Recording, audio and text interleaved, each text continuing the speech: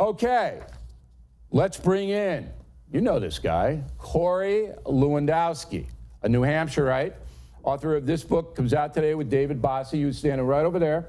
All right, and he's on his machine, everyone. He's not even paying attention to what we're doing here. Bossie, you know, pay attention. I know your concentration span's 30 seconds, but just pay attention. All right, Trump's enemies, how the deep state is undermining the presidency. Out today. You know Manafort? I do. You know? He's a bad guy. He is a bad guy? He's a bad guy. Why? Tell me why he's bad. Look, you know, Bill, he came to the campaign under a false pretense. He came as what was supposed to be a contemporary of the president, both in age and in financial stature. And now we've seen that it was all a ruse. Everything that Paul had done was illegal overseas. He took a bunch of money, didn't pay his taxes on it, sheltered the money, and was basically poor, and was using his position as the Trump campaign chairman to enrich himself after the campaign was over. And look, anything that he's been accused of and ultimately convicted of had nothing to do with his tenure at the Trump campaign. Okay, you don't know that for sure because nobody knows it for sure, but it's your opinion. So when he was in charge for the brief period of time that he was in charge, what was it, 5 weeks? 8 weeks, yeah, he made 8 weeks in a day. You were there then, right? Well, I was there until they fired me, yeah. Okay, but you were there under Manafort. Yes. Manafort was the head of the campaign. Yes. Did you know he was a bad guy then? You know, I'm a Boston guy. I can read people. I could see the first time I met him when he came in with his leisure suit on and looked like he just walked off the SS Minnow. He was not probably going to fit into the America First agenda. So you didn't have a good feeling about him? I didn't have a good feeling about him, and his reputation preceded him. The black Manafort stone reputation. Did he ever do anything in the campaign that you saw that was untoward?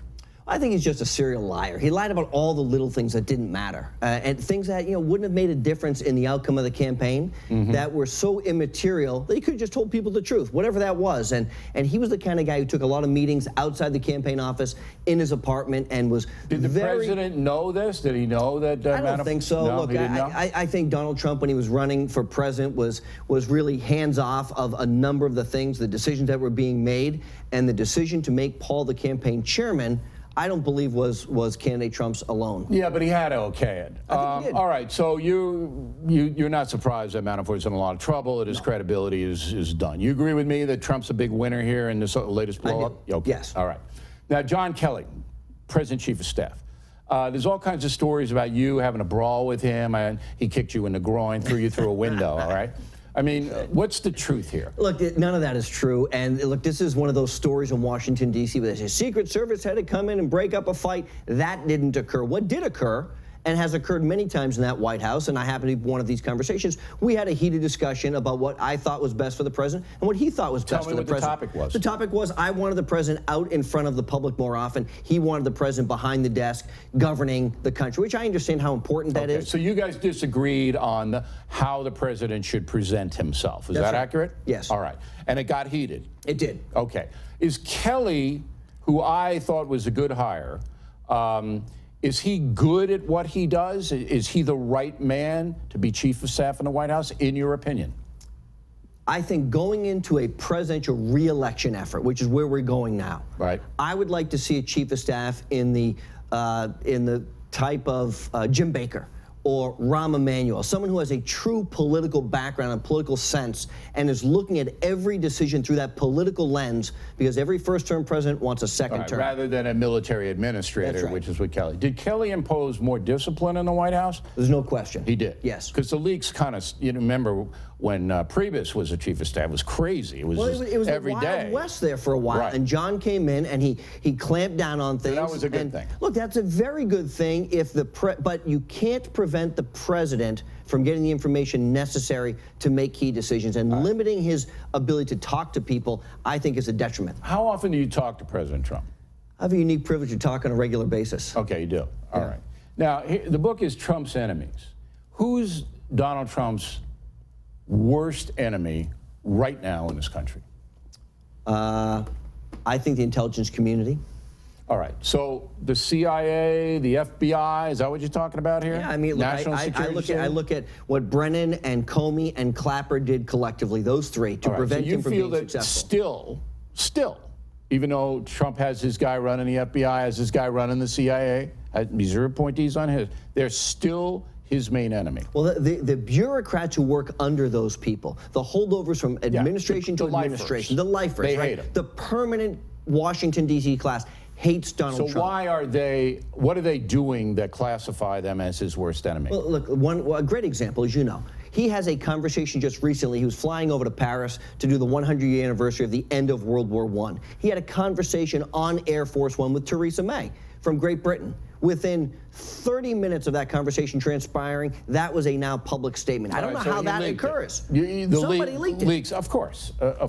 And they leak it to organs like the Washington Post and New York Times that hate him. That's exactly right. And their story was Donald Trump and Theresa May had a heated discussion. They can't get along. Look, that's not beneficial either to our country or to the president, and those are the things that have to stop. But reporters are going to report if the stuff is accurate or not. Now, that brings us to the media. So everybody knows that 90% of the national media wants to destroy Donald Trump, right? Would you see that? Yes, and look, in our book, I do a sit-down interview with the president. He says 85% of the media is fake news. So you're 5 points higher, but I'll go with your number. Okay. So if everybody knows it, then why is it important anymore? I mean, they've lost, like Manafort, all credibility, have they not? Hasn't the press lost all credibility? Bill, they have, but they have such a large microphone. And look, the president says in the book, he said, I don't mind getting bad press stories if they're accurate. And sometimes he deserves a bad press story, but it has to be an accurate story. The difference now from just 10 or 12 or 15 years ago was the media used to report the news. Now they want to be the news, and it's a big difference. You know, the Jim Acostas of the world want to inject themselves into challenging the president in press conferences so he becomes the story. Those are the enemies of Trump. When they say this caravan is hundreds of miles away, it's not an invasion, there's no accountability after they're proven wrong. Isn't it part of it, though, that the president antagonizes them? He does. Bear baits them? He has to fight back. Okay.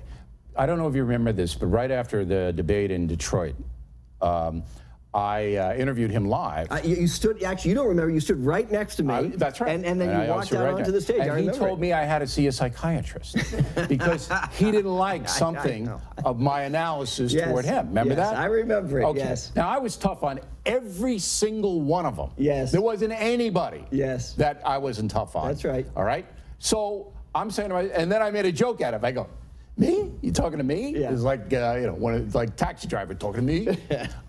So isn't he a little too sensitive to some of this criticism? Look, I think when you have a media, a mainstream media that attacks you regardless of the success that you put up on the board, whether it's the economy. They don't even mention it. Well, they don't mention it. They ignore it. And so when they attack him for things they shouldn't be attacked for, I think he takes it much more personal because he deserves the credit that he does not get. Melania Trump doesn't get the credit she deserves as a first lady. He feels persecuted. Well, I think there's a rightful reason. I don't disagree with that. I've been very, very tough on the press. Any other president, look, the Republicans themselves, I call it the establishment, the Bill Kristols of the world, the Jennifer Rubins of the world, these people who espouse to be conservatives for their entire lives, they can't take issue with what Donald Trump has done. They take issue with the way he delivers the message. They don't like him. And that's the problem. They don't like him. Google my interview with Jennifer Rubin, O'Reilly Jennifer, and it's a classic. I can only imagine. You think he's going to run for re-election? Roger Stone says 100%. today, he says he isn't. But Roger 100%? Stone may not be around to talk about that, but I hope I he's will not be. executed. Trump's enemies, here it is, comes out today. There's Lewandowski, Bossy's over there, still on his machine, ignoring his friend. All right, there you go. Thanks for coming in, Corey. Thank you. Thank you, I appreciate it.